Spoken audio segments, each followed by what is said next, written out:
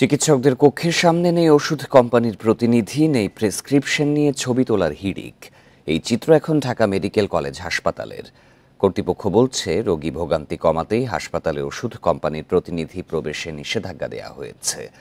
এছাড়া হাসপাতালের ভেতর থেকে সরানো হয়েছে বেসরকারি অ্যাম্বুলেন্স।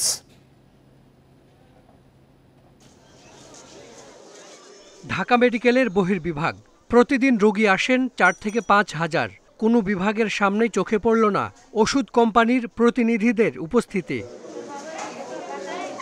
এই হাসপাতালের বহির্বিভাগে বসেন 70 জন চিকিৎসক।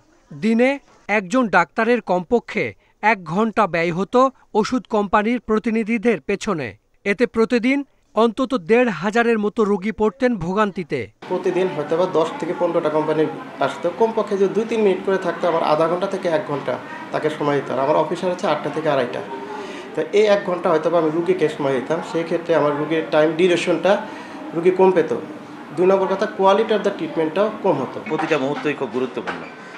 যদি ওষুধ কোম্পানি এসে গেলে আমরা আমাদের কাজে ডিস্টার্ব করতো, যার ফলে আমাদের রুগী দেখায় প্রচণ্ড ব্যাঘাত ঘটতো। এই সিদ্ধান্ত যদি ভবিষ্যতের জন্য বাস্তবায়িত থাকে, আমাদের চিকিৎসকদের জন্য কাজের পরিবেশ অনেক বেশি উন্নত হবে।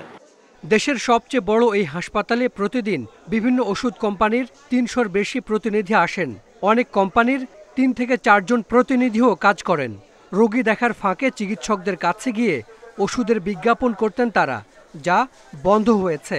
যেসব মেডিকেল অফিসাররা থাকে, হিমশিম খেতে হয় এই রোগীদের সামলাতে। এর মধ্যে আমাদের যে মেডিকেল রিপ্রেজেন্টেটিভরা যখন একজন ডাক্তারের রুমে ঢোকে, তার একটা বড় সময় কিন্তু সে নষ্ট করে দেয়। তো আমি আসার পর থেকেই চেষ্টা করছি যে এই সময়টা যেন সে নষ্ট না করতে পারে। তারপরও 2-1 জনকে পাওয়া গেল ক্যাম্পাসের ভেতর। এদিকে হাসপাতালে ওষুধ কোম্পানির প্রতিনিধি প্রবেশ বন্ধ হওয়ায় স্বস্তি জানিয়েছেন রোগীরাও। কাগজ নিয়ে টানাটানি করে, তাহলে অবশ্যই এটা খুব খারাপ। তাদেরকে এখানে ঢুকতে দেওয়া হয় না, এটার জন্য আসলে অনেক ভালো, সাধুবাদ জানাই। অনেক ভালো, সেটা বলে প্রকাশ করা যাবে না। আমরা যা উপকার পাইতেছি এটা কখনোই পাই নাই।